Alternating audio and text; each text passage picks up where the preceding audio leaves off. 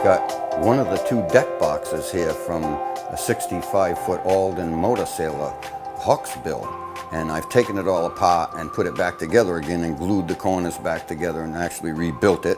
And now I've surfaced it, and I've got a number of coats of varnish on it already. I've prepped it up now for maybe one of the last coats that's going to go on it, and I've actually sanded in between coats with 320 sandpaper, and I use it on a nice rubber block, sands it very nice and flat, and then if there's any spots that I didn't get to, they'd be a little shiny after you wipe it down. And then what I'll do is I'll take a Scotch-Brite pad and go over the whole surface again and make sure that I get a little scuffing in those shiny spots like that. And then what I'll do is I'll wipe it down with alcohol in a rag and clean it up as nice as I can, and then I'm going to use a tack rag after that so I can make sure that I get the last bits of dust or anything that's on there.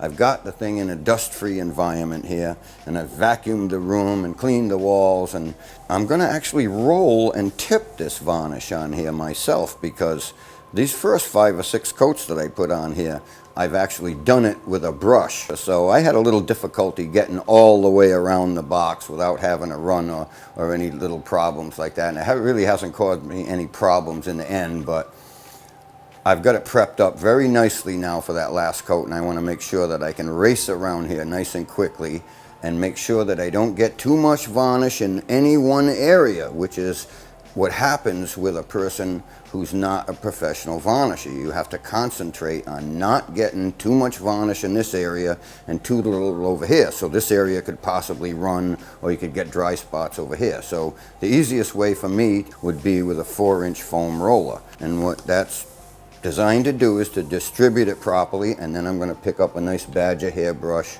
and tip the varnish to make sure that it's got a nice texture to it, and so that it'll flow out nice and flat. We're going to be using the new TotalBoat Gleam Marine Spar varnish. Now it comes in a gloss and a satin. We're going to be applying some of the gloss today. We've got a little paint pot that we're able to hang our little brushes on here. I've got a 2-inch Badger hairbrush here that's a little easier to handle if we're going around doing some of the details. And so I'm just going to take a little feel in the bottom of the can here and just see what I feel. And I don't feel any sediment at all. So now I'm going to pour some through my strainer into my little paint pot here. And then we've got a strainer over here. We're going to strain the varnish through the strainer into this pot, put it in the roller pan. We're going to apply the varnish with the roller, actually. All right, I'm going to start out by doing this little detail at the top here, where the top of the box fits down over the box. So we're just going to apply the varnish up here with a brush. You don't want it running down inside the box or running down the outside. I'm just going to go around the corner because I got a little bit more varnish there than I want. I'm just going to tip that out a little bit smooth there. Transfer some around the corner. All right, I've brushed out the details around the top of the box, and now I'm going to start applying the varnish with a little foam roller here. And I'm going to start in this corner right here, because this is the back of the box back here, and I just want to finish up on the back corner rather than finish up on the front corner where it's more visible. All right, first I'm just working at saturating this little roller here all the way around, so one side of it isn't any heavier than the other, because otherwise it doesn't want to balance itself properly. And there we go. So now we're going to go and apply some right to the box. I'm going to start right on the corner here. Roll some around that corner, and then I'm going to start rolling back and forth across the whole surface so that I distribute the varnish evenly all the way across there. Now I'm going to roll it in another pattern, diagonally, like so.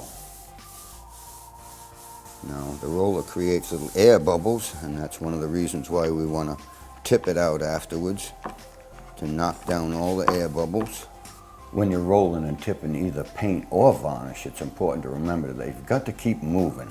So we're going to apply the varnish as rapidly as possible with the roller and switch over to the tipping as soon as possible, so that we can tip it while it's still nice and wet, so that it flows out nice and flat, and we won't have to return to those areas as it dries. So we're actually trying to decide how much varnish to apply as we go along. There's no set rule to it, it's just pretty much a feel. And, you know, you want it to feel the same under the roller as well as you want it to feel the same under the brush when you tip it, so you don't have any real heavy spots and any real light spots. And that's why I re-roll it a few times to try to redistribute that varnish so that you've got the same amount. The tipping's being done now on the front of the box with the badger hair brush, and the idea is to tip from one end of the box all the way to the other, so you don't have any stop marks in the middle or anything like that.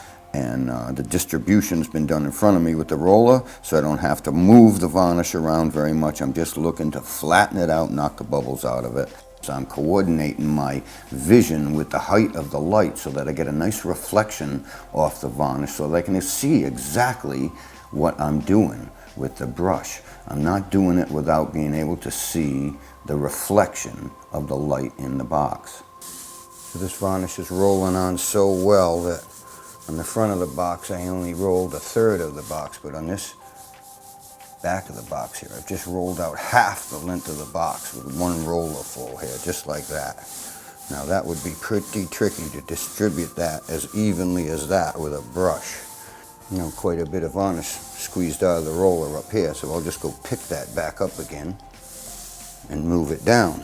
In this particular situation, we've rolled and tipped the varnish, and that was the method that we used because we wanted to cover as much ground as possible, as fast as possible, and get all the way around the box to the other end where we started without having the varnish going off on us completely and have a tacky mess when we got there. So it was a fast and easy technique.